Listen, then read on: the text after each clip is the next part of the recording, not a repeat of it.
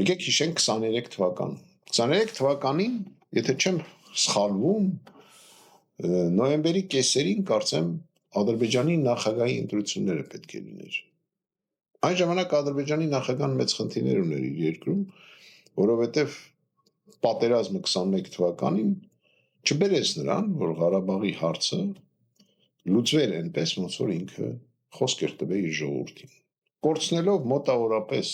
17,000 զինվորներ, ինքը չլուծեց այն ժամանակ Ղարաբաղի հարցը։ Ինչ է անում մեր երկրի ղեկավարը։ Արցախը նվեր է տալի Ադրբեջանին եւ Ալիևը ընտրվում է երկրի նախագահ։ Մի փաստաթղթի վրա, երբ որ ես իրան ներկայացրեցի, ինքը գրեց Ալիևը մեզ պետք է։ Դա եղել է 19 թվականին։ Եվ հաշվի առնելով, որ Նիկոլ Փաշինյանը 23 թվականին իրան այսպես կոչված պատժեշկա է արել, հիմա նույն բանը փորձում է անի Ալիևը Նիկոլ Փաշինյանի